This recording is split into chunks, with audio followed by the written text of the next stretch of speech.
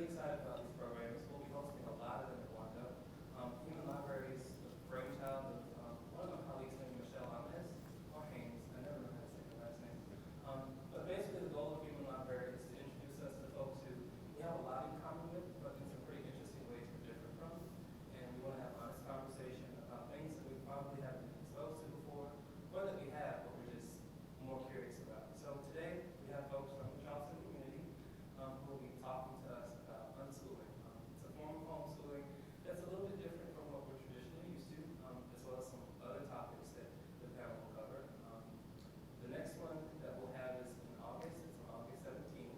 We'll meet someone who's HIV positive. The thing to remember about Human Library Series programs is everything is welcome. Every thought, every question, every curiosity, this is the place to find out whatever it is that you need to find out. So we have a solid hour and 45 minutes to 2 hours to figure out some answers to some pretty interesting questions. It's a panel of experts, so I'll hand it over to them. They'll introduce themselves, and after their presentation, we'll have an opportunity to receive questions, ask whatever's on your mind, and we'll get some answers. Nice to have you on, okay? First, I should see if this is working all right for you back there. Okay. And it's quite possible that we won't actually spend an hour and 45 minutes here. And if you need to leave, I'm sure that's perfectly fine. I really am not sure how long it will last, but we're here to tell you about unschooling and then answer questions, as many as you have. So my name is Lua Wells, and I live here in Mount Pleasant, and I happen to work at the library at the Mount Pleasant branch. But my kids grew up as unschoolers, and I'll be telling you more about that in a minute. But I'm happy to have with me other unschooling parents and kid to share the spotlight. And this is Robert, and he is Robert Gottlieb. His wife Corinne is right here, and their daughter Rhiannon, who is unschooled and has been pretty much forever. Yep. And she's very into Minecraft, as probably if you have kids, maybe as well, and also other gaming. She's also an artist and is proud of her drawing skills. One of the other cool things they've done, which my kids also did when they were young, mine are grown up now, but fostering kittens through is it the SPCA that you worked with? Both SPCA and with the Pet Helpers. Yeah, that's a lot of fun. So they, of course, do lots more than that, but give you a brief overview. And then there's an older child. Alex is their son, and he's now 21. Rhiannon is 13. And Alex is now working as a pedicab driver downtown, which means he gets to get exercise and chat with people as his job, which sounds like a pretty great job, I think. He's also very into music. And what else did you want to say about Alex? He's a very thoughtful person. You know, he's very introspective, but also cares about his fellow human beings, and I'm very proud of him. Yeah. And then Tracy has also got 2 kids. The oldest one being Morgan. Yep. And she currently works for Evo Pizzeria, which if you've ever been there, you'll know is really great. And started out as the chocolate person at Evo, and then the pastry chef who was there quit, and Morgan took over from her, so she does both chocolate and pastry at Evo. They call that Sweet Teeth, is the brand of that dessert. And she is how old? 23. 23. And then Owen is the younger at 21. He's also into music. I think a lot of unschoolers and probably just a lot of kids get into music at some point, and I am too, so I like that.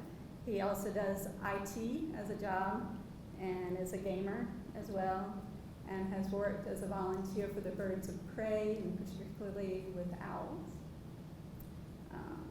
And so both these parents are longtime unschoolers, and we'll have plenty to say about that soon.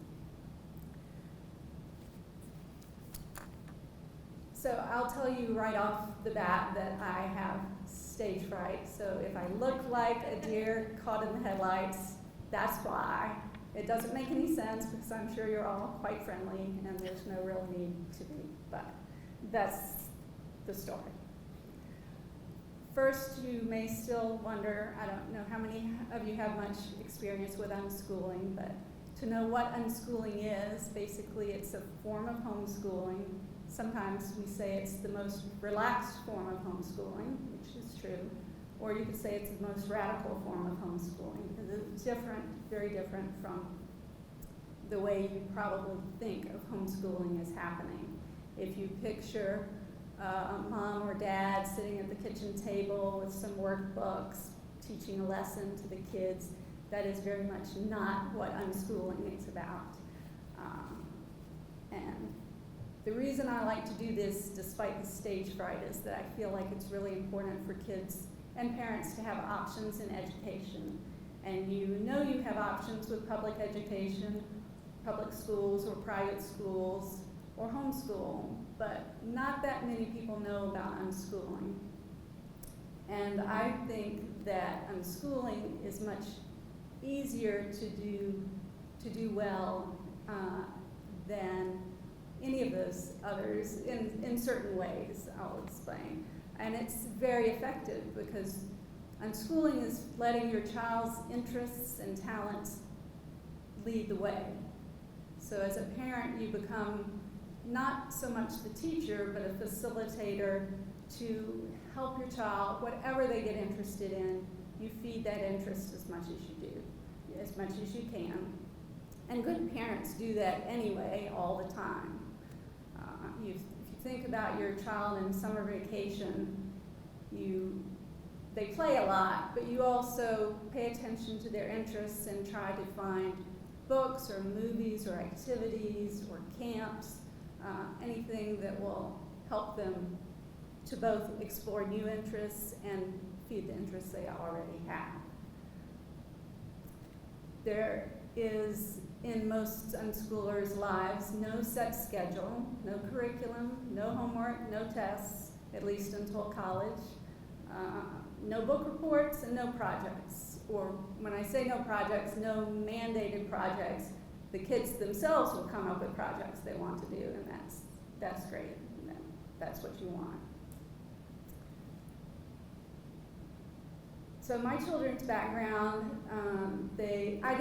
I taught first when I was first out of college for a little while and became frustrated with the ways that schools were somewhat inefficient in you're trying to teach through no fault of the school or the teacher, but to try to meet the needs of 30 kids or so in a classroom is difficult. And I taught French, which was something that some kids were super interested in, but a lot of kids were not. And they were forced to take a foreign language, either French or Spanish, whether they had any interest in it or not.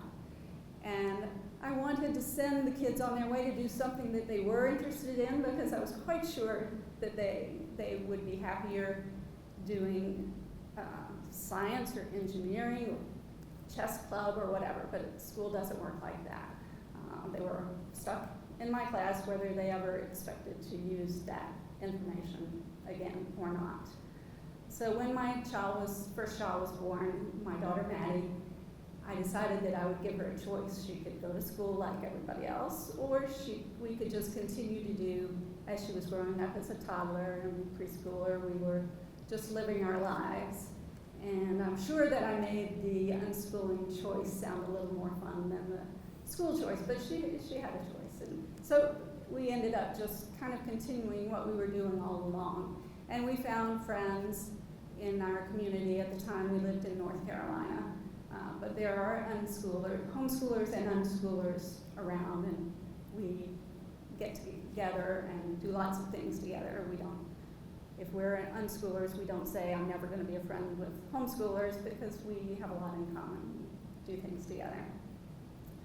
And in fact, I used to call myself a homeschooling parent when our kids were little, because you do not particularly want to freak out everyone by saying, oh yes, I let my kids run around and play all day if they want to.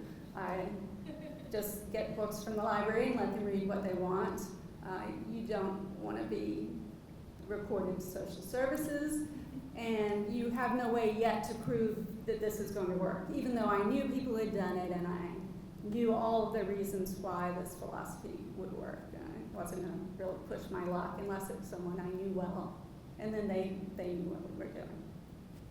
And then as time went on, and it was so easy to see that my kids were learning and growing and exploring the world, and that it was all a really great thing, then we transitioned to calling ourselves unschoolers. I don't think the word unschooler even existed when we first started, but it does now. So add one thing, and sure. they were happy. Yeah, they were happy. So what we did, actually, I should say my daughter didn't go to school at all until college classes, but except for 1 year in 5th grade. We wanted, my husband in particular wanted her to have that chance to know what school was like, so she'd have a better way to choose which one she preferred doing. So she went to 5th grade. Things went pretty well. It was hard at first because she wasn't used to that idea of someone telling you what to do, how to do it, when to do it, and all that homework every night after a whole day of school was a little tough at first. But in the end, she wanted to go back to unschooling afterwards. And then my son chose to go to school from kindergarten through half of 4th grade. And at that point, he decided he had done enough school and was ready not to do school anymore. And that was fine with me too. So both of them continued with unschooling until they decided they were ready for college, which they started taking college classes in high school because they had figured out what they were interested in most and wanted to do more of that. What we did all day when they were young was what you do with kids. We went to the library all the time and let them explore finding whatever it was they wanted to read, finding magazines, finding books on tape, music, exploring, going to the programs, etc. We spent a lot of time at parks because homeschoolers like to gather at the park for fun. We get together with friends and play a lot. They had time to play a lot more than a kid does when they're in school. So there was a lot of socialization. Sometimes people worry about homeschoolers and socialization, but that was never a problem. We also started a co-op, or there was a co-op in place and different friends joined up, and the parents would all take turns organizing outings, field trips, say. And those field trips, we did a lot of the kind of usual things, go to the aquarium, go see the behind the scenes at the recycling center, behind the scenes at the movie theater was fun, things like that. But we also would think up ideas based on our kids' interests. So when my daughter got interested in what private detectives do, she read a book about it, and she wanted to know more. And as an unschooling parent, you learn to just search things out. So at the time, we still had phone books. I looked at the phone book. I picked out a name of a private detective who happened to be a woman, and I called her up and I said, I doubt anyone's ever asked you this before, but would you come and talk to a little group of kids at my house who are interested in what you do? And she was fun. She was good with that. It's fun for adults to find kids who are interested in what they do. So she came to my living room, and there was a group of kids sitting on the floor, and she began to tell them about what she did. And after about 10 minutes of her talking, she said, and by the way, I've been filming you the whole time.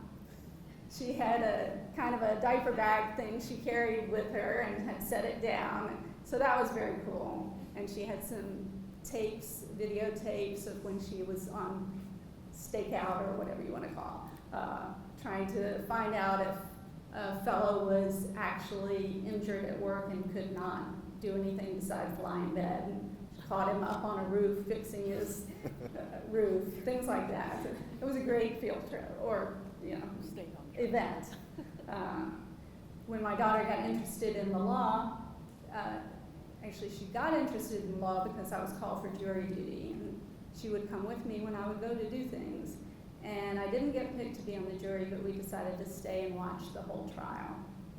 And it was fascinating, and because she was the only kid in the courtroom, the lawyer was willing to talk to her and let her ask questions. And it was so interesting that we went back a few weeks later, saw the same prosecuting attorney, got to talk to him some more, learned more about how he picked the jurors, and so we became trial junkies for a little while.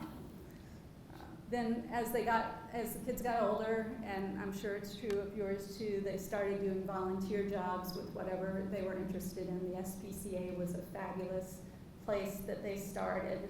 At first they were so young that I had to go with them, but very shortly they were able to prove that they could do the job themselves, and I could stay in my car and read a book, which suited me just fine. My daughter got a volunteer job at first with a vet and at a pet store.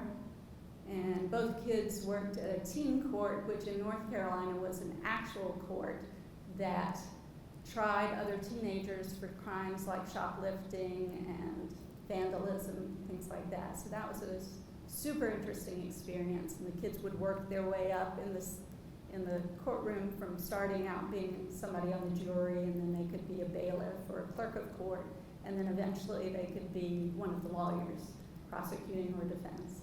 And so that was super cool. The cost of what it takes to be a homeschooler varies widely, if you're interested, because it's just like being a parent, really. There are parents who, whenever they have summer vacation, they go on expensive trips to Europe because they have the means and the money, or they send their children to camps that are horse camps or whatever, far away, and it can cost a lot of money. But you can also be an unschooler as more of a do-it-yourselfer. The library and the community at large are really the resources that you have at hand, and you can do pretty much anything you want through those methods. We also learn to barter and swap with other parents for, if one parent loves to cook and I don't, we come up with a plan where she will get some kids together and do some cooking classes if there are kids who want to do that, and I do something in return. So those sorts of things happen.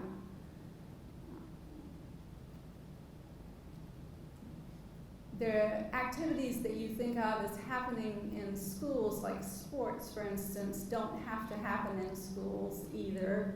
The community rec department was our friend, and the kids were able to do whatever sports they wanted to through the Mount Pleasant rec department when we moved here.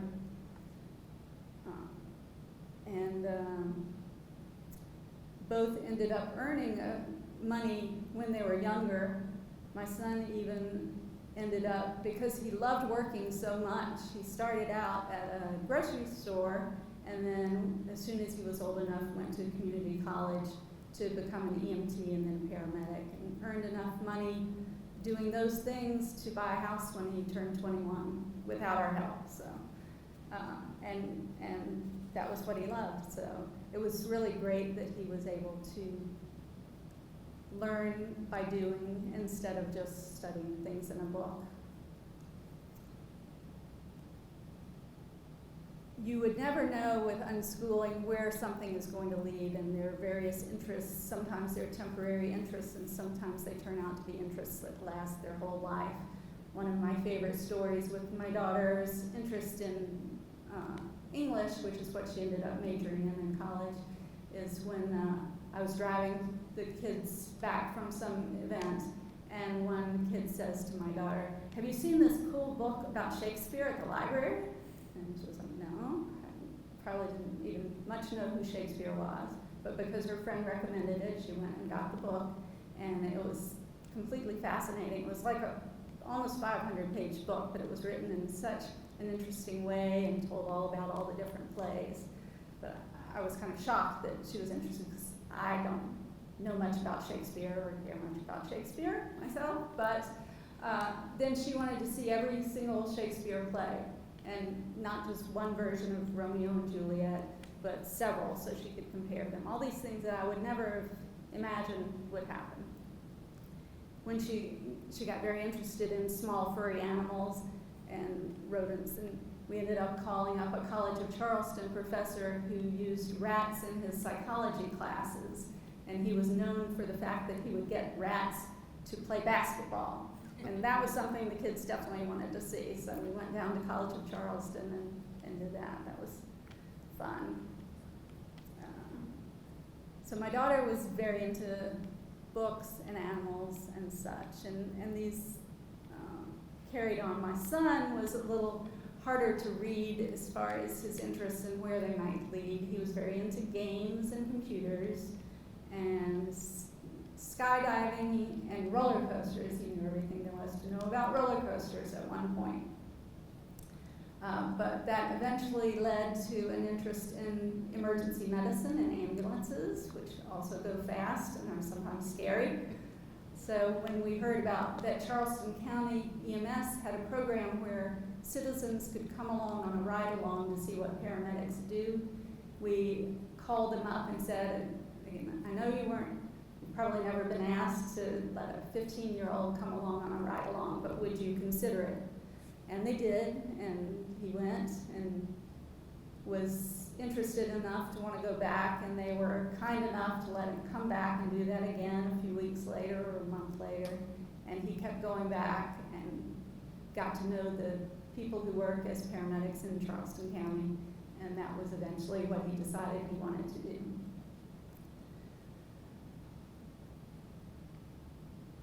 So socialization was, as I said, not a problem. And sometimes I definitely felt, I'm not at all here to bash schools, because schools do well, and if you have a child who's happy in school, that's wonderful. And as long as they're challenged and doing well, that's great. But when you have a kid who's not happy or not challenged or motivated, it's good to have options. And some of the benefits of homeschooling or unschooling is that you do have more time as a family, so that the kids are around more, and there's a freedom to being able to go places and do things together. There's less peer pressure, because as homeschoolers and unschoolers, we are sometimes a bit of a rebellious group or a quirky group, or perhaps a little strange, but we like each other, and the kids were not expected to wear certain brand name clothing, or everybody was kind of allowed to be themselves, I felt. Not to mention the fact that you could have friends of all ages. You weren't, as an 8-year-old, just surrounded by other 8-year-olds. You had the siblings who were younger, who would come to the same park days, and the kids who were older, and they would mingle, and that was good. Then also just having a lot of adults around, I felt, was great for the kids, because you can learn from your peers, but you can learn sometimes a lot more from the adults around. And they were having that big circle of adults with different interests added to the experiences of the kids. One of the best advantages to unschooling, as far as I was concerned, was that we were able to stay up late at night and sleep in the morning, which was excellent. And the freedom to travel was also great. We were able to go places and do things that we wouldn't have been able to do if we had been in that structural, usual, traditional school structure.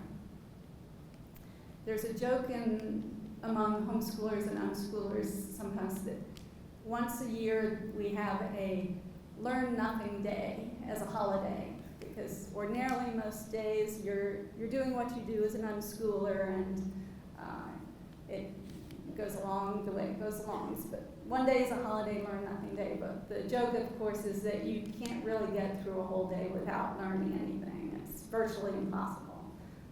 With kids who are curious and born curious. and want to follow their interests. So. You may want to know about college, so briefly I will say a little something, but then you can ask me questions if you want. I found that it was easier for my kids to get into college as an unschooler than it would have been as a schooler. I actually worked in admissions at a well-known university for a little while, and though certainly applicants would stand out based on their grades and their SAT scores and their activities, nonetheless, they're all very similar, and they're all kids who are great at doing what they're told to do and do it well and present themselves well. But with my daughter, when she was applying to college, her transcript, which was a homemade transcript, was totally different. Everything that we put on that transcript was something that she had chosen to do herself rather than anything that someone had told her to do. And we basically would keep track of the books that she read as she read them. I had to deal with the kids whenever they read something, they just left the book on my desk so I could write it down. I didn't make them try to do any kind of record keeping because they were just living their lives. They weren't paying attention to what was educational and what was not. So I kept book lists, and I kept track of their various activities. And we presented that kind of a transcript when it was time to apply to colleges. And even though that's not the usual way, the colleges did seem to appreciate it, and she did get in at every 5 colleges that she applied to, all of the ones that she did, and at the honors colleges too, despite the fact that she didn't have actual grades either. We explained to them that it did not make any real sense to give her grades because it wasn't like school. If they had to have grades, I had devised something which gave her good grades in the things she's really good at and grades in the things like math that she was not particularly good at. And it's legal, of course, in all 50 states to homeschool. One of the tricks with unschooling is that every state's different in what they make you do to follow the law.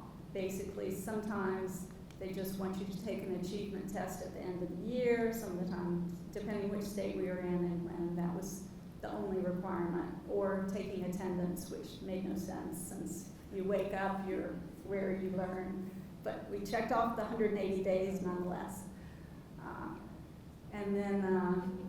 But then some of the time they'd want to know what we were going to do for the year ahead of time. So we would be as vague as possible. I knew already that my kid was interested in astronomy, we put that down, in animals and botany, or just things I knew that we were going to be doing. And then after the year was over, or even after each week was over, it would be clear what, in fact, had happened after it would happened, rather than planning it all out before. But there never ended up being a real problem with coming up with showing things that they had done that were educational. So after college, well, I'm going to stop there.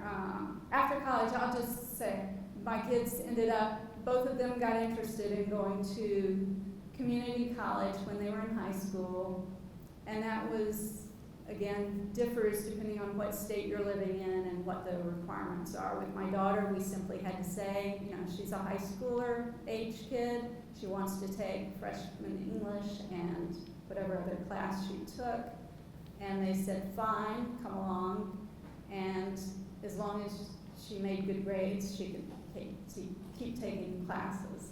When my son was ready to do that, they had changed the rules, and it was a different school at Trident Tech. And so he had to take a test to see if they would let him in to take classes. So there was a grammar test and a math test and a reading test, yes. And Since he had not been in school since halfway through fourth grade, I was not quite sure exactly how this was going to go, but I was quite sure that whatever happened, he would then be able to go back and study something. So he just went in and took the tests as is. And virtually all homeschooler, unschoolers are good readers because they have a lot of time in the day to fill.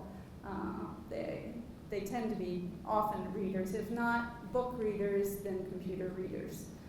So he did great on the reading. He did great on the grammar test, like 99%, which was hilarious to me because he quit studying grammar halfway through fourth grade. But it just doesn't take that long to learn if you're surrounded by adults who speak English. And he also very much liked to be right, and so when I would point out mistakes in the newspaper or on a billboard or whatever, he'd make note of why something is wrong, grammar-wise. And anyway, it just came so easily.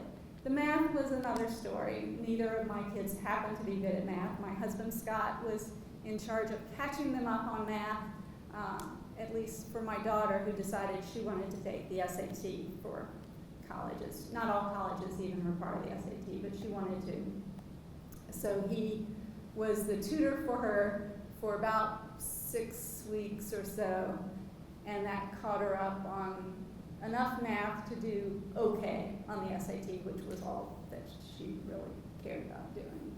If she had wanted to do even better, they could have spent more time on it, but that was never the focus. And with my son, he did not pass the first math test at Trident Tech, but he went back on his own and decided to figure out how to do this math that he needed for the test.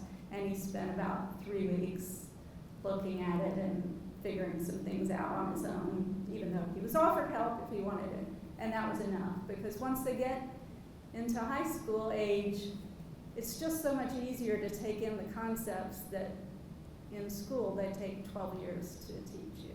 So another example of the efficiencies that come from waiting till a kid is interested in and ready for something. And it worked pretty well. Now my daughter is a librarian. She got her master's after college and loves books and spends time talking to people about books and finding them books and specialty in young adult literature. My son's a paramedic and goes around Charleston County saving people and such. I got to see him only once in action when I was working at the Mount Pleasant Library, and there was a woman sitting at the computers working who suddenly keeled over, and naturally we were all wide-eyed and called 911 for her, and I was in the background looking to see if it would be Patrick who showed up, and it was, and I was able to see him work with her, and he's now a supervisor of other paramedics, and it was fun to see him in his professional role, which was not something I had gotten to see before. And he was so calm and collected that he, even as he turned out, the woman was fine. She had not eaten enough. She was pregnant and she had not eaten enough for breakfast that morning and just gotten lightheaded and keeled over. But before they took her off to the hospital to get checked out, he asked her, "Do you need me to save your work on the computer for you so you can come out?" Which I thought was hilarious. All right, so that's enough of me for sure. And I want you to be able to ask questions and anything that caught your ear or eye about what I've said or what the kids' interests are. I expect people are interested in Rhiannon's experience even more than perhaps from the parent perspective. So we'd be happy to have questions. I guess my main question is the difference between homeschooling and unschooling. Is homeschooling more structured, like you have certain achievements you have to meet? Yes, I'm sorry if I didn't make it clear, because yes, that's definitely true. With homeschoolers tend to be more curriculum oriented, so they figure out by often buying a curriculum what it is they need to teach for grade 2 or grade 3 or grade 4 and so on. And they try to have the kids do a certain amount of work in each subject each week. And it's organized and parent-led. So the big difference being that with unschoolers don't buy a curriculum ordinarily unless their child wants something in particular, like say they want to learn a foreign language, and so they can ask, will you get me something? And Did the other panelists start out with a curriculum? And then Before we go into questions, because we definitely want to get questions on the mic, so anyone who watches after can hear this, I'm interested to know the stories of other members of the panel. Great. And then we can spend the last hour on questions. So is there anything that the other panelists would like to share? Sure, that would be great. You want to say that? I can speak for it, that's fine. So, you know, the thing that really sticks out for me is that actually, there was Lua who helped me get into unschooling. I don't know if you remember the hours on the phone we spent, but I was peppering her with every question I could think of, and it was, you know, all based out of my fear of, oh my God, am I ruining my child, or is something bad going to happen, and, you know, or there's a boogeyman waiting behind me. And none of that, of course, was true. I mean, you can see right here an example, but I mean, also my son, if he were here, you know, he's way taller than me, but he really, you know, as I said before, a very thoughtful person, and both of them are. And the thing that this really does is, when you're in touch with your fellow human beings, it's very difficult to discriminate against them and to hate them. So one of the big things for me is, this was my way of giving to the world a way forward into peace, you know, one person at a time kind of thing. And, you know, when you look at them and you see the joy in their lives, it's difficult to imagine them being, you know, hateful people. You know, it's sure they get angry, they get sad, all the normal stuff. But and the other thing is, you know, when you think about, okay, what's the progress? What do they know, and this kind of stuff. And the thing that kept blowing me away with both of them actually is how far in English they got without any instruction from me or my wife. So this one right here corrects school kids on their grammar. She actually, you know, they actually request her assistance, you know, to look at their typing to make sure they're doing it correctly. And I'm sure my son did the same thing on forums and all that stuff. But yeah, it was really, it's really eye-opening when you let a human being learn and you open it wide. Anything can happen, and it's for me as a parent, it's so much fun to watch them, you know, get it and you know, have fun. I don't take all the time from you. Thanks. I'm with Robert about the one child, one family, one person at a time, trying to make this place that we all live in, that's pretty chaotic right now, more peaceful. I love that, so thank you. I almost teared up, which is, anybody who knows me knows I can cry at anything.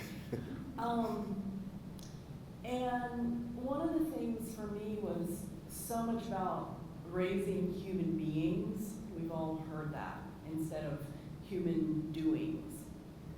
It was just so important to me for my kids to know who they were, not who I wanted them to be. Like, I might cry just talking about kids.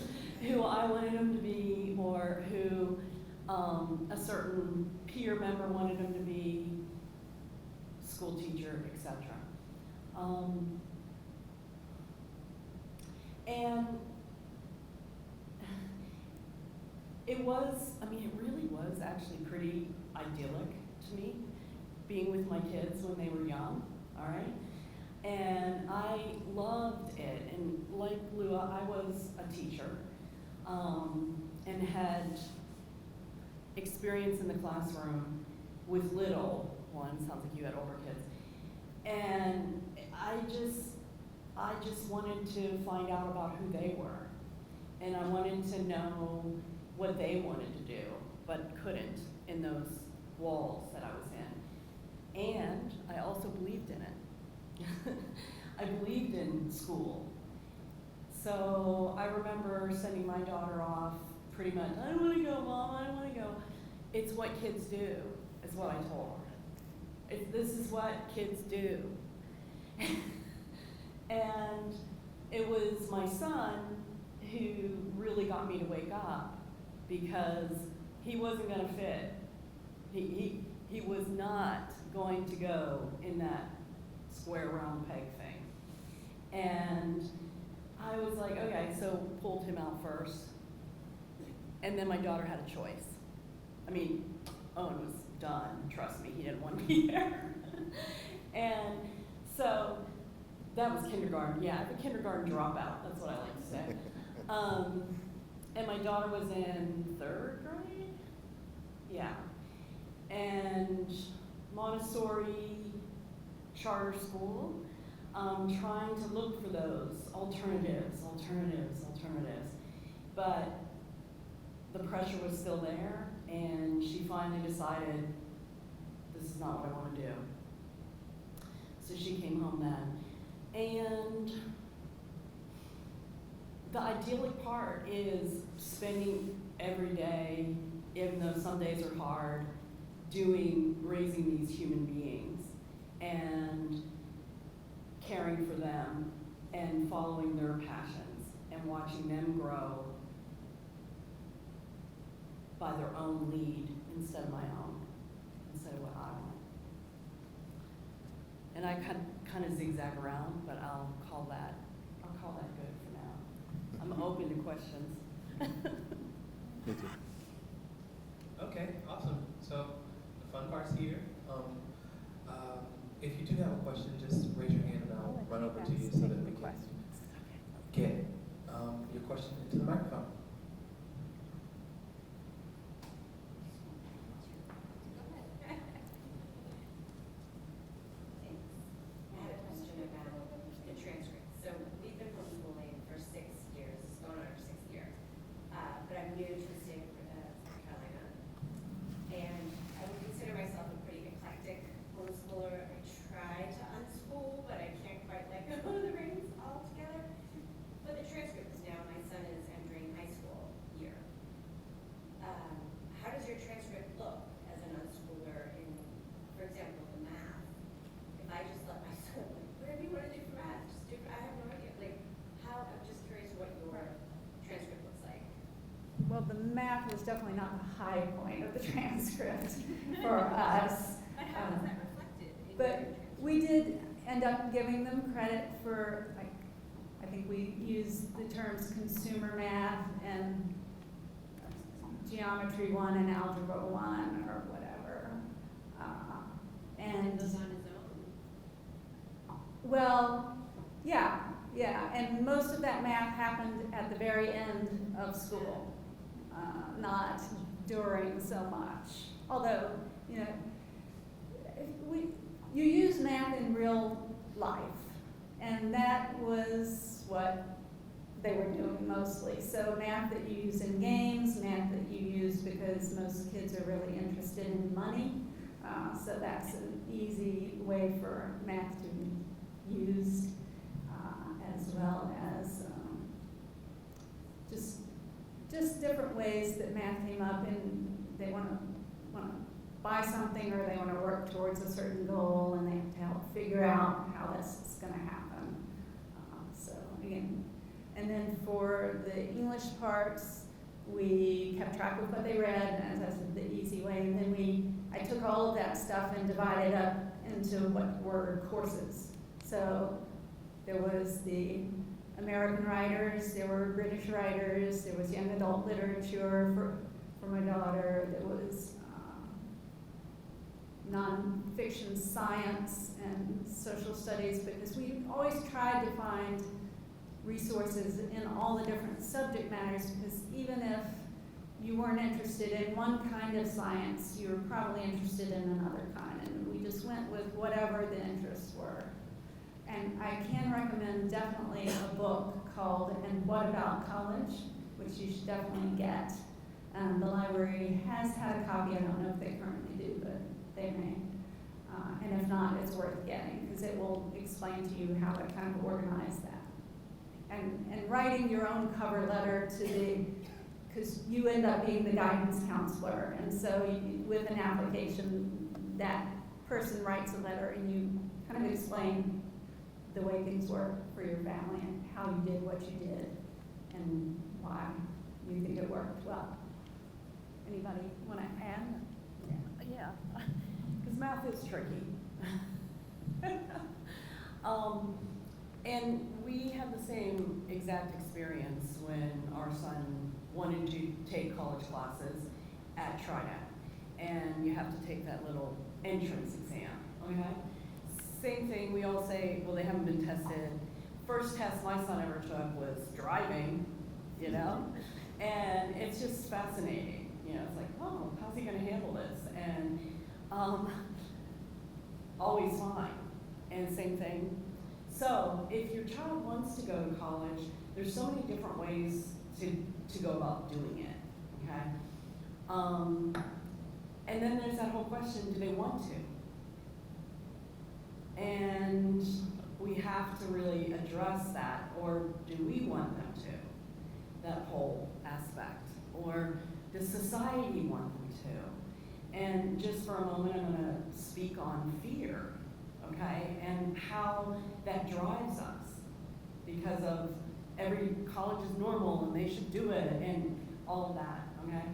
So it makes us uneasy to think maybe they wouldn't. But if the goal is college, because my hope would be because that's what the child wants, then I would explain it in like, you know, like 1 + 1 = 2. They're gonna ask for transcripts. We can definitely come up with all your interests without a problem, but math, you're not interested in, so what are we gonna do about that kind of situation? And find a way to help them, you know, become interested. I'm sure there's all different ways you could find ways that would interest that person. Or also, back to the idea of going to community college like while you're in high school, and then you just transfer in. No SAT necessary, not even sure. The transcripts would really be coming from Trident then. Yeah. So there's just so many different ways. And I just want to address that fear aspect. Like, try not to fear what the future is, because almost everything can be figured out. Yeah, I'm gonna address this too. So following on what Tracy said, our 21-year-old actually did exactly the same thing, went to Trident for, what? That was still 20, yeah, we keep calling him 21. He's gonna be 21 in September, it's close enough. Anyway. I always want to call mine 20. Yeah, no. So he did the same thing he did, what's called dual enrollment in his high school years, quote unquote. I mean, I guess, you know, we don't really have grades per se. But he went to take what's called the compass test, which is what we've been talking about.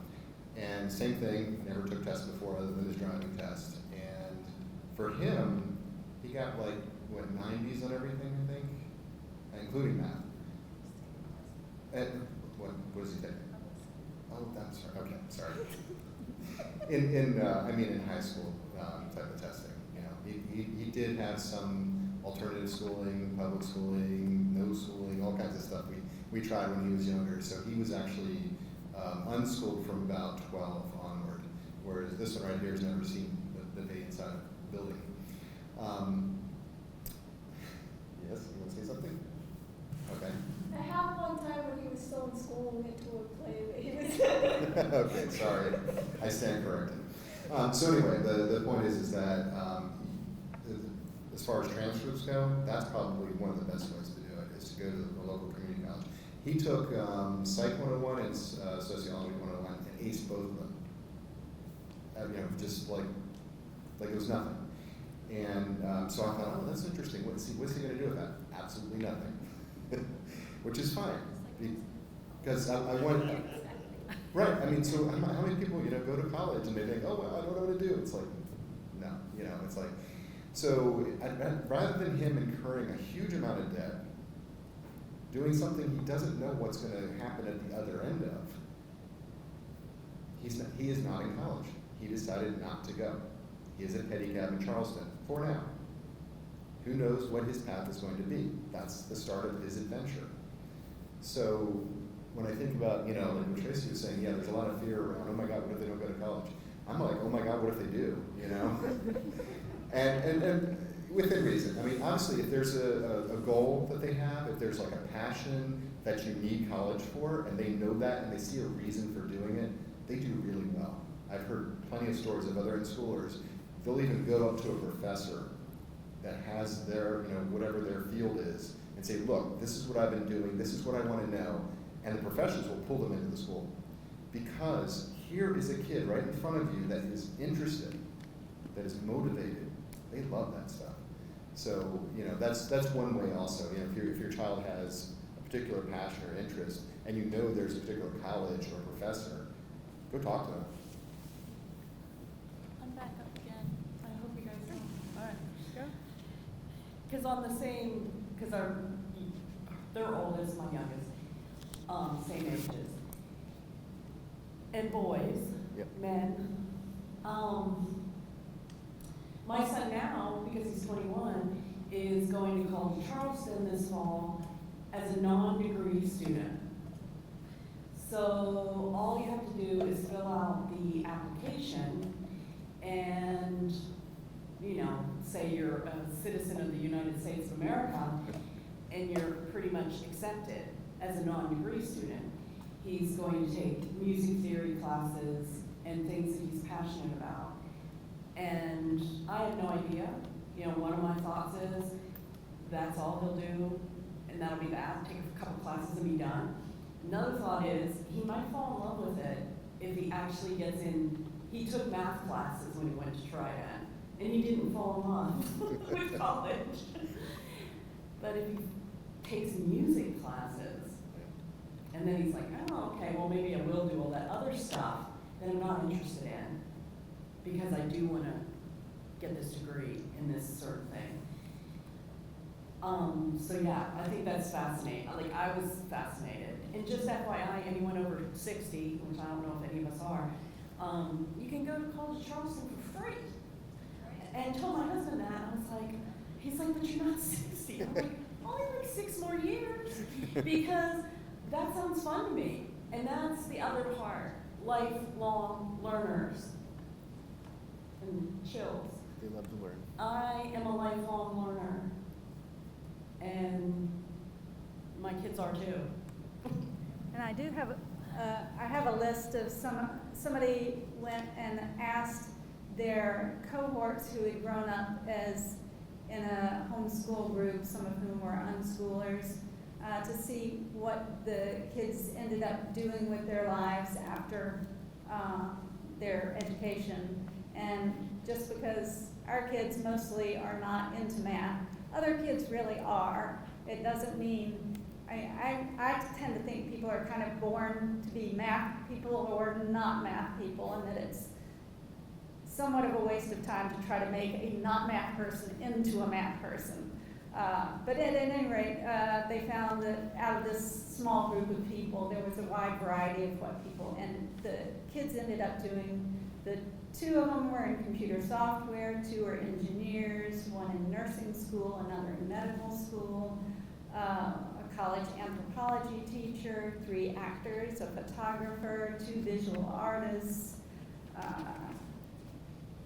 1 editor, 2 musicians, a dancer, a lawyer, 2 restaurant managers, a chef, and it goes on. But, you can do anything, and most of those things don't require a college, well, some of them definitely require a college degree and onward. If you're going to be a doctor or a lawyer, you've got to follow the path.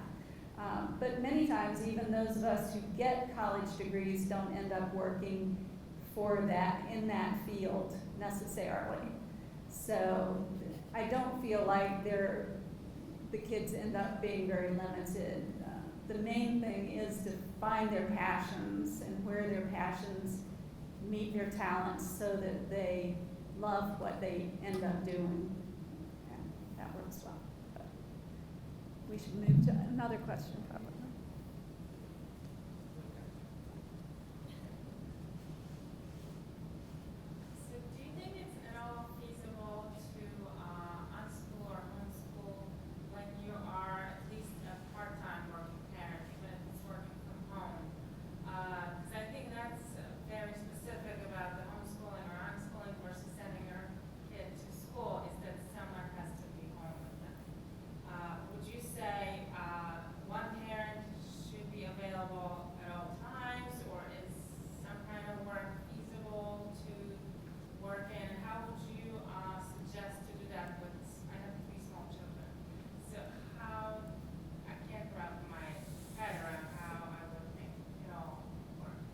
both of you work full or part-time? I work full-time, but Sure. my wife does. Actually, I can address, I'll address Okay. it to start with. So the thing to really focus in on when you're an unschooling parent is the connection between you and your child. That's the most important thing. It's not the quantity of time you're together. Now legally, yeah, obviously you have to follow whatever the laws are in terms of, you know, a parent being around physically, you know, in case of an emergency, things like that.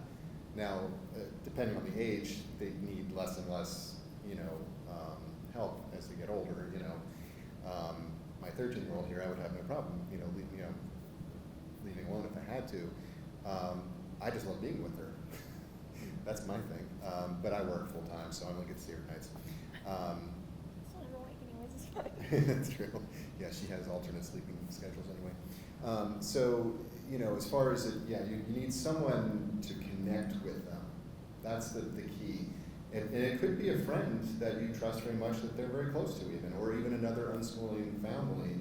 I've heard about people trading off. We've never had to do that, but that's just, you know, there's many different ways of handling it. You know, actually the common issue is single parents. So, you know, that's the issue of, okay, what do we do now? But yeah, it's doable. It takes a little bit of, you know, logistics, but it can be done.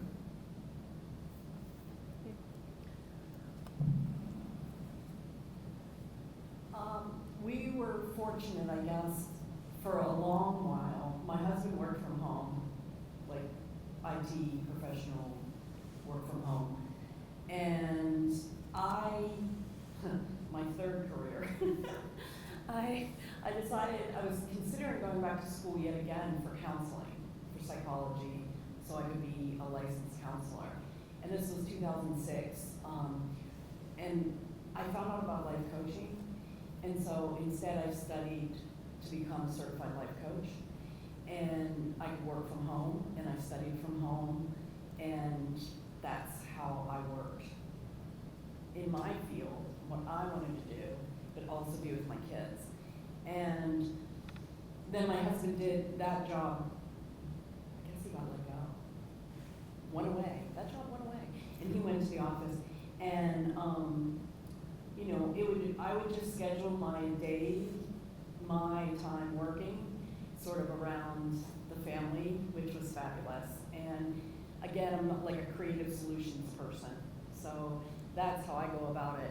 I do like the idea of reaching out in the community for help, because that's another part of homeschooling or unschooling, is that we are actually more like connected as community members than just, you know, the fourth grade in the fourth grade classroom. And so if you need help and you're in a group, a co-op or something, you'll probably be able to find help. And then they have another adult who's teaching them. And I just mean that as a mentor teaching. Just being around another grown-up is a great experience. And I did work part-time a little while my kids were young.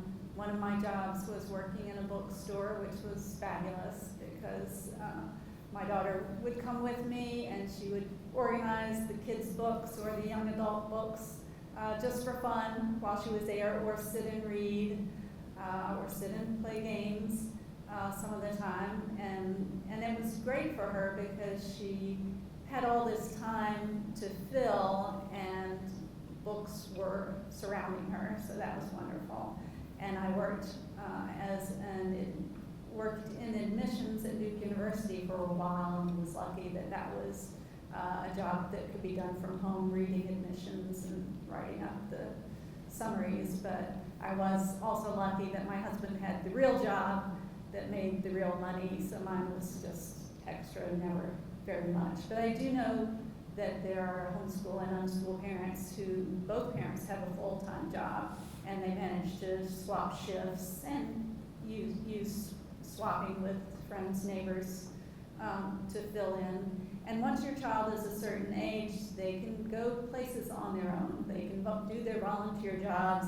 They can come to the library as long as they're well behaved and the resources around your community can help your child to have a very interesting time even when you're not around.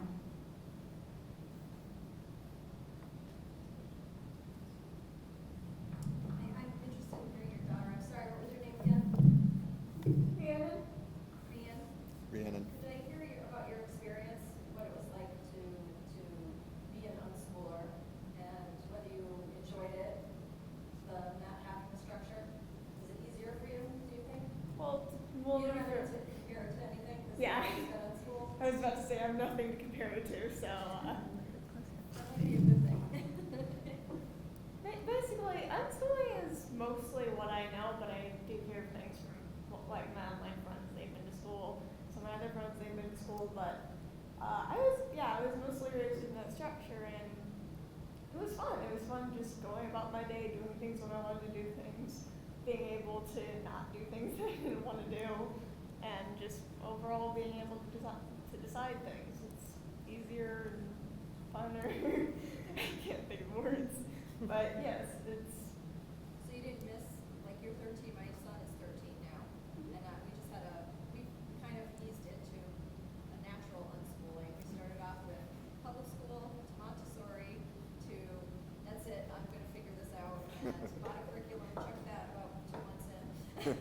And we've just been kind of trying to figure it out since. And, now this age is very social, and he has friends, like, I always laugh about the socialization thing, because I think he gets more socialization out of school. I'm sure. They make real friends, they get to have real, they don't get yelled at for talking in class, they don't, There's none of the time peer to do pressure, that crazy too, stuff going on. to be together. But I wondered if he wanted to go back to school, to experience some of that stuff that kids experience in school, and he told me straight out, nope, Mom, and we've only been homeschooling a year, and he's like, no, Mom, I'd rather do this. And so I was wondering if you felt the same way, like, do you have friends who go to school, and do you feel like you're missing out, or are you satisfied?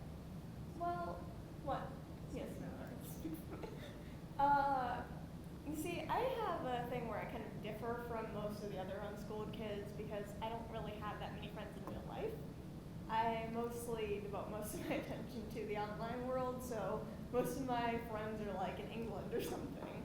But I feel like I get enough socialization from that in general, and if I went back into school, I honestly wouldn't know what to do. So you're happy you're not lonely? Yes, I'm okay. not lonely. I'm happy with all of my friends, even if they're not there in person. Yeah. It's fun. I get to talk to them every day. I get to call them. It's fun. Oh, wow.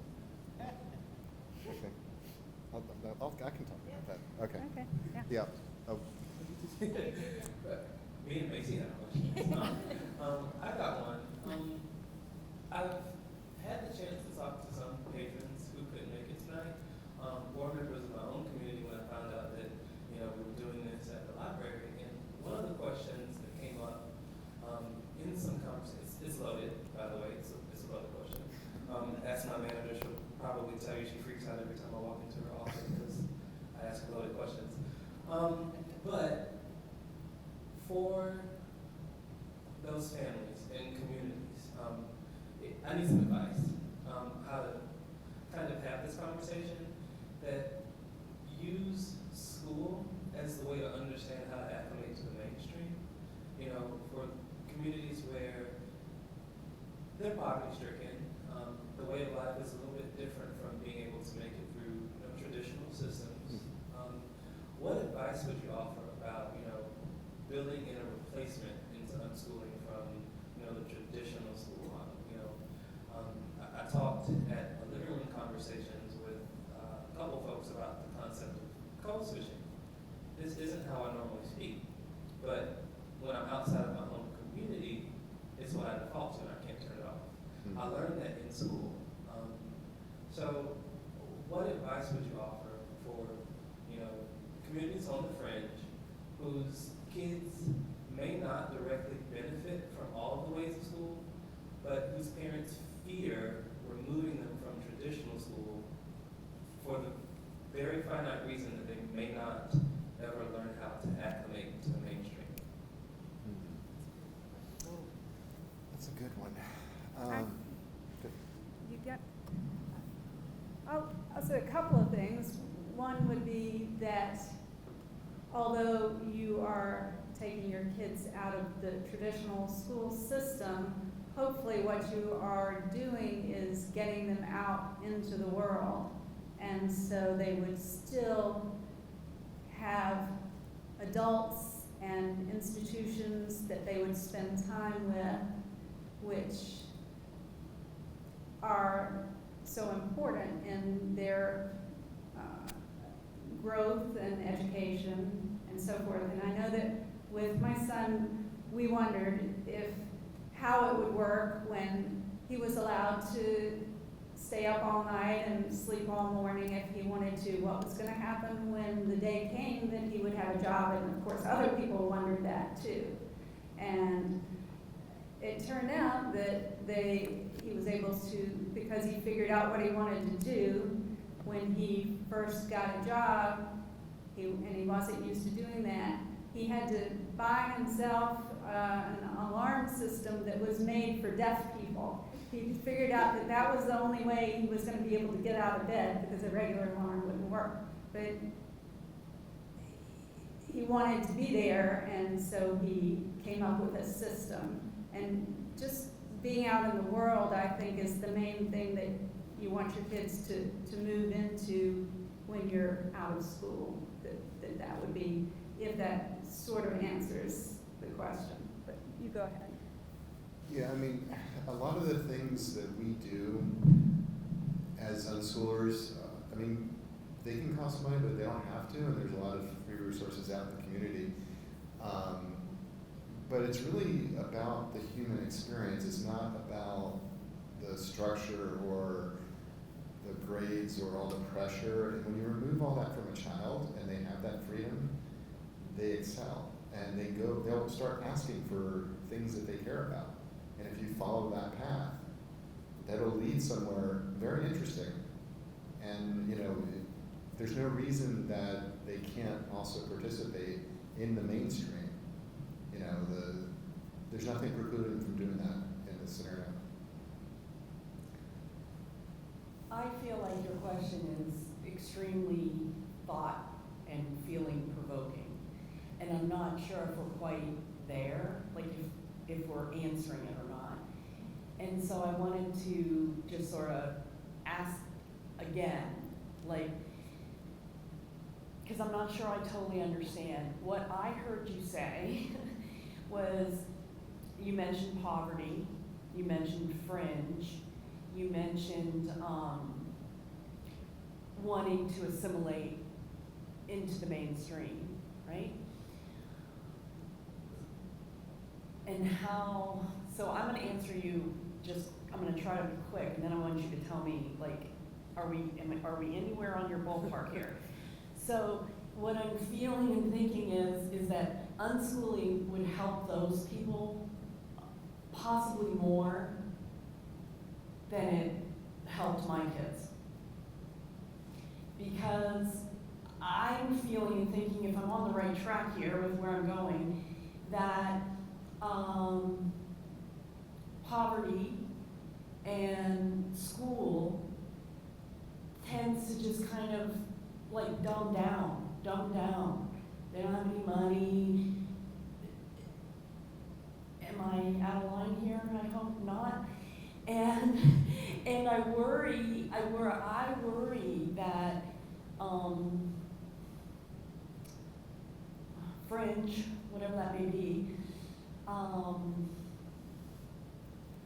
is in school just kind of kept at a same fringe level instead of escalating them to be more and rise higher than they could if they were just sit down, shut up, do your math. Well, an institutional bias, is that what you're talking about? Sorry. Well, I love when conversations get to this point, by the way. And, so, I forgot about Macy. How do I guess the essence of the question is this. So, there are communities, like where I'm from, where there isn't a currency of hope. there isn't a tangible flow of resources. There's not the provision of inspiration by exposing.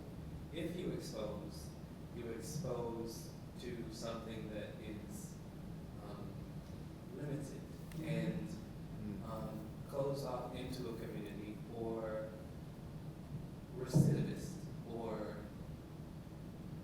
poverty stricken. So when I'm having these conversations, and the reason I'm asking this question is because I have a really strong, passionate heart towards outreach to underserved communities. I feel like if I'm going to be an effective African American librarian, that, you know, it's one of my primary concerns. So what I hear, and it's not a stroke against unschooling, it's just an attempt to understand how to communicate the benefit to people who, when they hear the model of unschooling or homeschooling, they say, well, in my community that's not possible. Because the only glimmer of hope currency that I have is to get this child into a school where what they see is not like their community. And while that has value, and it's a valid viewpoint, there are those children who would benefit from being outside of that school. So the conundrum I face is how to tell people, you know, it's okay to take your child out of the school because you can create this atmosphere. But overwhelmingly, like my mom, she would never, because, you know, I'm the exception to the rule in my community. You know, it's not normal to be curious. It's not normal to be inquisitive. It's not normal to have interests. But you were as a small child, I'll bet. Absolutely, absolutely. So, in that view of things, you know, what would you say, you know, to someone who's thinking like that? Yes. If you wanted to comment, then Okay. Well, he's with me, so go ahead. So I'm very analytical, and so I would look at this question from the perspective of, you know, what is the ideal and or minimum skill set requirement of the parent. The parent is in charge. And so if you have a very low level of hope, drive, value towards education, all those things, it would be very difficult for a successful homeschool, in my opinion. I've never lived in poverty, so I don't know for a fact. The other thought that comes to mind is that rather than this suburban white bread paddle, you need someone who's been through the poverty experience and successful through it. How did they cope with, there wasn't, you know, they were at the grocery store to go do your homeschool math in, there was uplifting, that everywhere within walking distance is not uplifting. So you need some imagination and drive for the parent who's in charge to get the kid, the child, outside that realm, if you will. And so there needs to be transportation. And so if the poverty level means, well, there's no car, there's very little public transportation, and the bikes get stolen, you don't have a good way to go 2, 3, 4, 5 miles away. And if you're way out in the country, 5 miles may not be to a civilization. So there are very real, you know, obstacles I will see. Again, you, with the imagination and some glimmer of hope and drive, can produce an unschooling success, but it's for everybody, and there are some minimum level of skill, personality, and charisma, imagination the parent must have, in my opinion. And I would also add that, as I'm sure we know who work in the library, that the library is like the best resource. If you can get your child to a library as often as possible and let them spend a good amount of time there, because the more they learn, the more they read, one thing leads to the next, which leads to the next, next. You get to have favorite authors, you get to have favorite types of books that you like to read. You have computers at the library, you have magazines on all different subjects. The resources, as long as a kid's parents can get them to the library, that's one of the greatest resources there is, besides the whole idea of volunteer jobs and such. The last thing I should say is one thing I shared with Frankie when she told me she freaks out about my loaded questions is I always ask a question with an end in mind. So what I'm interested in, if you guys are interested in it, is the library is a bridge. You know, it connects folks with, you know, uncommon backgrounds around a common purpose. I'm really interested in developing some resources with you guys' pool of knowledge that's digestible for people who are looking for a way into something different, but without the common experience. So if that's something you're interested in talking about or working on, I really want to, because I do think, and part of the reason why I started working in Charleston is they value folks injecting their personal passions into their work. And I really do care about making things digestible for people who can benefit from it, but who don't understand how it relates to their current experience. And basically, So I know you guys addressed the academic portion of things, but my question is a little bit more about life skills, and if there's a certain life skill that maybe a child will need down the line that they're not as passionate about. And I'll give an example. I feel like public speaking is something that's very divisive. People either really enjoy it or they're terrified of it. So I'm wondering if it's something that maybe your child doesn't have any interest during their unschooling time getting up in front of a crowd and speaking. Then they get to college and in their first class they say give a presentation in front of the class. Do you find that the child is prepared for that, or how do you address something that's kind of more abstract like that and getting them ready? I can take this one. So, as a professional engineer, I'm a software engineer, I sometimes have to present in front of some very high up people. And guess what? I fail. And guess what? I learn from that and I move on. So no, they don't need to know this stuff before that point, not unless they want to. Now, some kids are more outgoing than others. I would never want to force an introverted kid, though, to get up in front of a bunch of people. Now, that might happen in college, and guess what? They'll either learn how to deal with it or they won't, and they'll realize, you know what, public speaking is not for me. And to me, that's, especially from my own experience, and I say it tongue in cheek, yes, I failed, but I also learned from that and I figured things out. And the other thing is, when you're presenting to people, you don't always know what's going to work. You can't possibly know that. You can try to know your audience, but you really can't ultimately. So you do your best, and you hope you get your point across. And really, this relationship that I have with her, she can talk directly to me and have the freedom to say anything. I will not punish her. And she, because of that, has the ability to express herself. That, to me, is what public speaking is ultimately about. So I'm training her in that way. I say training, this is just our natural way of being. But because of that, I believe if she wanted to be, she could be a great public speaker.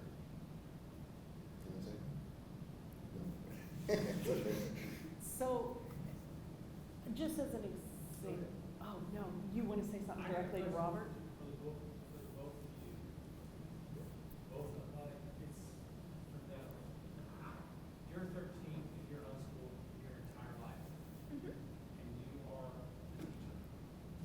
Do you find yourself? Is it easier for you to talk to an adult or someone your own age? And from both perspectives, the parents too, do you find is it easier for her to talk to adults versus kids her own age or within that age group? I actually think it's easier for me to talk to people between that, like people around the age of 16 to 18 instead of my age or adults. So somebody older, you find it easier to talk to somebody older? Yeah, I do. Yeah, I've watched her she can have adult conversations with people quite easily, and it's not an issue. Do you have any,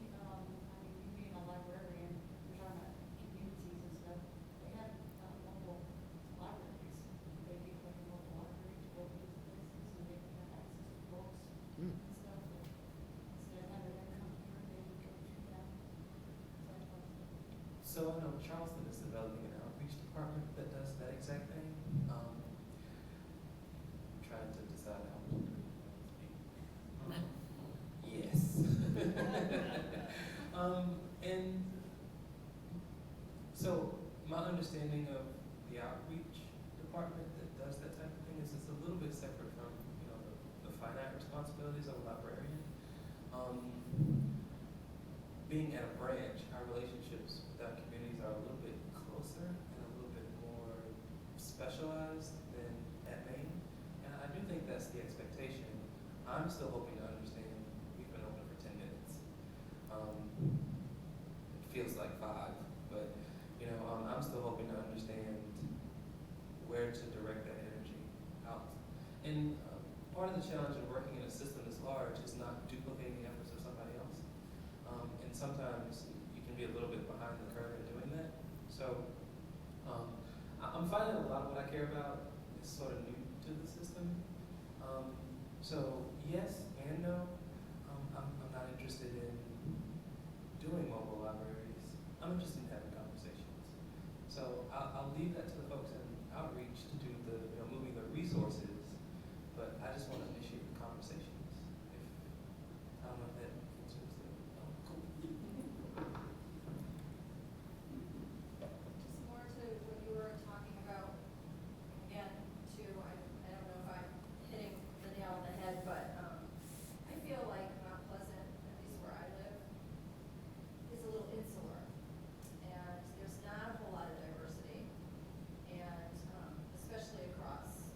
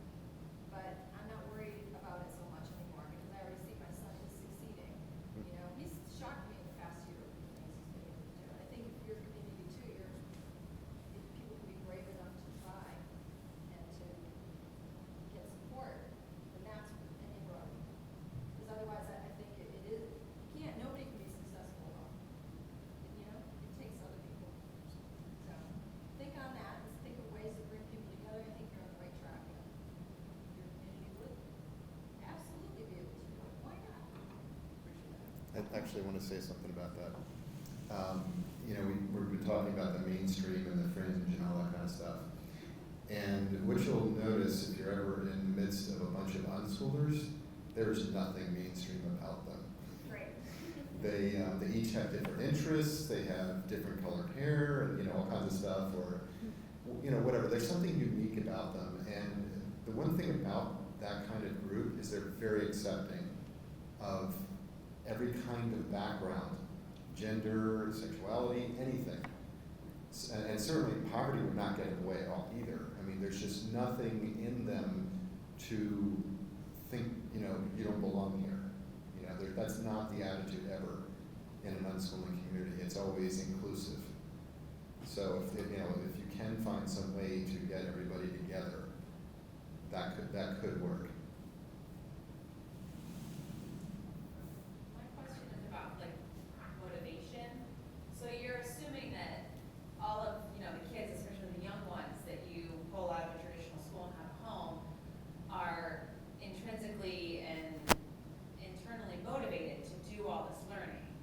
But I think there's also standards that like a parent has to set. I mean, the schools do set it naturally when you send them there. Like you have to learn by the time you're a second grader. You have to be able to do this. And sometimes the kids may not know that what's important, and that's part of being a parent is to teach them that. So if I were to pull my second grader out and just let him make up his own mind, I don't think he would learn to read. Like he wouldn't. And so to some extent, I mean, do you worry about motivation with these kids? Like I want him to play outside, but he also has to do other things, like, you know, maybe he's not motivated to do. So there must be a line where you have to push them to do things that they're not motivated to do. Does that make sense? I'm gonna let my daughter answer you. I actually want to add in something of my own for that. I didn't know how to read for a good part of my life because I never had anybody telling me, hey, you need to learn how to do this. But sometimes when you find interests of your own, that may actually lead you to learn different things that you didn't think you would learn from that interest before. Like, for example, like at the very start when we were introducing ourselves or whatever, and it was said that I like to play Minecraft. A big part of what I like to do on Minecraft is actually socialization, which includes typing a lot. So when I was younger and I was first introduced to this big whole server, a lot of typing, chat was going really fast and all that, and I couldn't keep up with it. And eventually I tried to just learn word by word.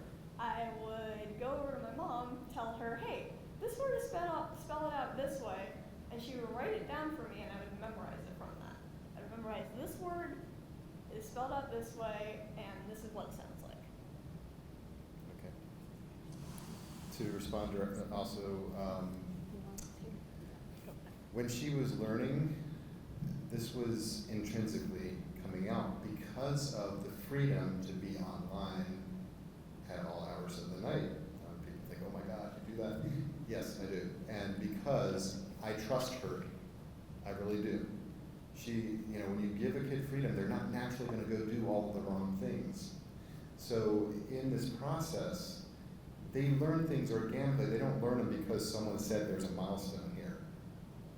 Like in my life, in your life, when you need to learn something, what do? You go to either a mentor, you look online, you do whatever. She already knows how to do that now, as a 13-year-old. She's already prepared for life in that respect.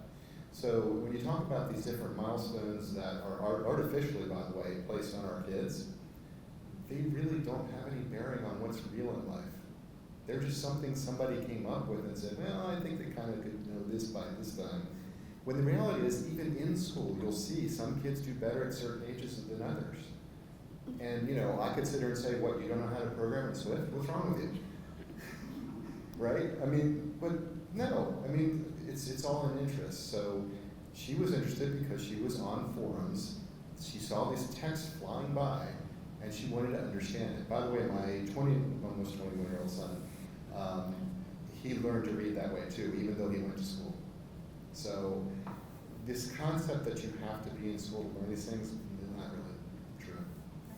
And I would mention, because your question is important, because it is true, and I we did not really talk much about the fact that timelines for when kids do things vary a lot, especially with unschoolers. So my daughter, who became an English major and has her master's now and is a librarian, she didn't learn to read well until she was 9-ish, which, you know, the school would have been horrified by. But instead of reading herself, she was listening to books on tape all the time. And those books on tape, of course, started out being simple things and got to more complex and more complex books. And that's so great for your brain to be able to take in all of that good writing and vocabulary, and you're being entertained, but you're learning so much at the same time. And every kid really eventually wants to know how to read. A lot of times they want to know how to read because they have games to play that involve reading, especially computer games. It happens, and it happens relatively easily when it happens, but the trick is not to freak out when it's not happening yet. I think that's pretty much covered it. But yes, those about reading, because I had late reader also, I had an early reader also. So, but those things, if you're gonna jump into unschooling in particular, you do have to unwind, whoever was using that, I like that, unwind that belief system about certain ages, meeting criteria at certain ages. It's just the two things don't kind of come together. It is so much about trusting that they will learn it. And then speaking of, so reading, we've all kind of had similar, but math, you heard it too. So we didn't require that they take geometry when they were 14 years old. But then when they decided, oh, well, I've got to take this test, I'm going to learn in 3 weeks. Isn't that amazing? And over and over again. And I do know an unschooling family whose son went at 22, started community college, and now I think he is getting a master's. He's one of those mathematician, like total math geek. And I mean, at 20 or 21, I mean, he was delivering pizzas, you know? So. And I would also mention that play is super important for small kids, and so our kids did spend a whole lot of time playing, and if they played for days on end, that was okay. There were always enough hours in the day that there was some variety. Even if they were playing computer games for 6 hours a day, there's still more hours in the day that you are going to fill in different ways. But the relationships between the kids that was a part of learning and a part of their education. Just learning to play and get along together and sustain long friendships is important. I think it's one of the most important things we do as adults too. So everything they do is learning, even if you can't see it happening. Please, the library will be closing in 20 minutes. Please check out all materials, return the Chromebook, and complete all photocopies by 8 p.m. All meetings must come to a close by 7:45. If you need to make a phone call for a ride home, please do so at this time, so your ride will be here before closing. Thank you. Okay, so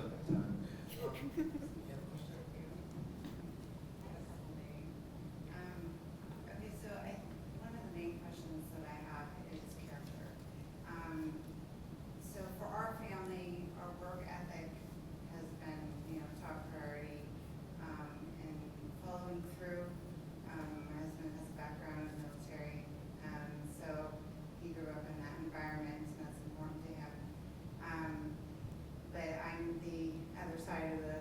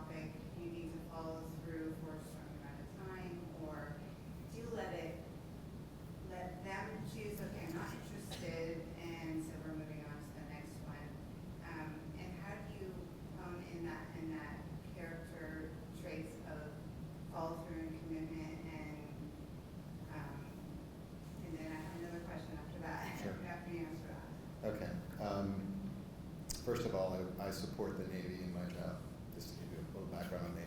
I'm a civil servant. So I understand, you know, what your husband has been brought up with. I'm trying to think. Follow through is important when you're when you're a paramedic. You want to make sure that you finish the job, because someone can die, obviously, if you don't. But in most day-to-day jobs, it's not as important as you might think. You know, it's important that I do my work. It's important that I finish my work. But guess what?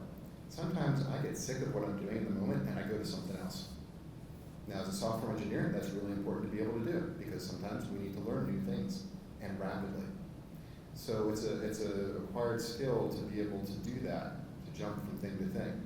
Also, having ADD helps tremendously.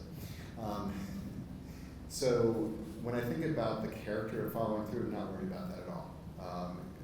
My bigger concern is, what kind of human citizen is she going to be? What is her character as a person towards other humans? What she does as far as what someone else wants her to do, that's less of my concern. Because I especially want her to live in freedom and show other people freedom exists. There's a lot of people kind of boxed in life and society, and I really want that to go away as much as possible. Now, that's, I know, kind of contrary to what your husband's all about because of what he's been taught, but one way you could put it to him is, if you look at some of the grunts coming into the military that have come out of school or whatever, they're taught things in a very specific way, and there's this, same thing in the military itself. But the people who stand out in the military, the people who make it to officers and so forth, are the ones that think outside of that. Yes, they have to follow through, and just like we have laws that govern us as citizens here, we have to follow those laws. You can't drive a car right now. I mean, there's obvious things like that. But beyond that, there's a lot of freedom, and even in the military. Because, when you're on a mission, things don't go perfectly. Things don't go in order, right? Things can fall apart rapidly. And if you're one of those people that can respond to that quickly, that's going to make the difference between life and death. So you might explain it to them that way.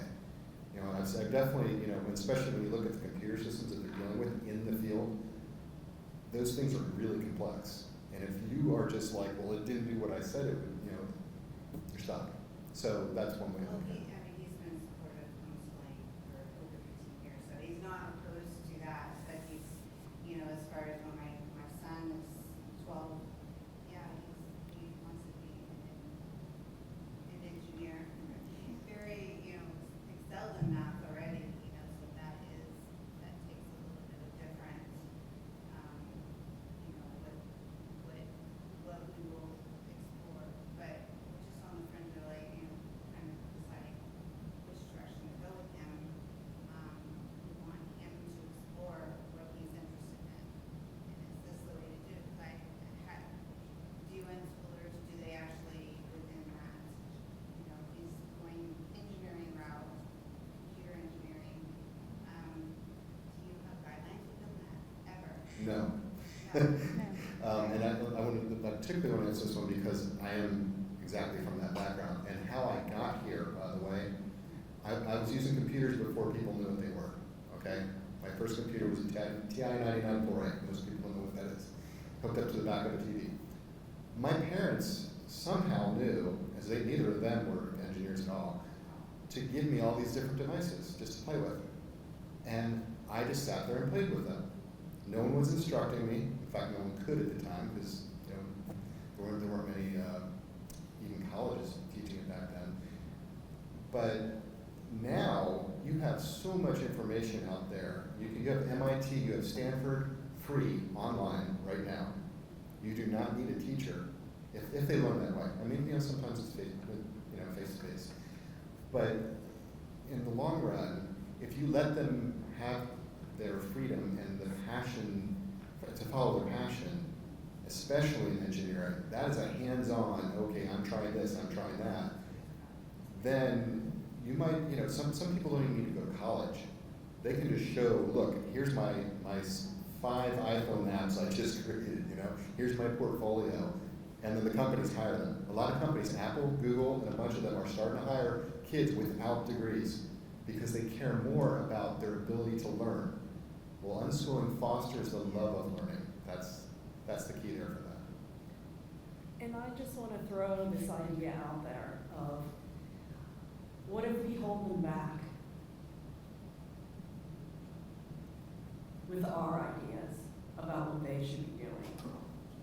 Well, it's not necessarily the topic that we're holding back on, it's just making sure that your constraints are. Trust. He's a good kid, right? Well, parents though, you gotta teach them some. Because you're a good person, right? Are you a good person? And I would say there are different activities that require or don't require follow-through. So many of the kids' interests are something that they'll do until they've learned enough about it and move to something else. And don't need to be any demands of follow-through just because you got interested in roller coasters and you wanted to know everything there was. You can stop that whenever you want. But the kids learn follow through because there are other activities, like when they join a drama group and they're going to put on a play and other people are expecting them to do their part. They have to learn their lines, and they learn that, and if they can't handle that follow through, they learn that they can no longer be in the drama group. So there are always natural consequences that kids learn from, I think. One other thing I wanted to point out, you mentioned the teacher. I would say they learn from us. I would not call myself a teacher. I would call myself a resource librarian, really, more than anything. Yes, there are things she can come to me and ask for help with. And actually, when she was learning English, yeah, she would say, how do you spell this? How do you spell that? That's kind of the level, though, that we work at. It's more a cooperative thing. It's not, I'm going to teach you this. I'm going to put this in your brain. It's nothing like that. And because of that, again, I go back to the relationship, the connection. That is the most important thing. Whatever we're doing, whatever I can do to make her understand I love her, that will allow her to do whatever it is that she needs to do because she has support. And after, then from there on, it's the self-confidence to do whatever it is. It's not I have to tell her, I have to show her. I will show her if she asks me, absolutely. And if she wants a resource, even if it's a workbook, I'll go get it. So far, it doesn't happen that way, but, We have reached that time where we've got to prepare for the library to close. I do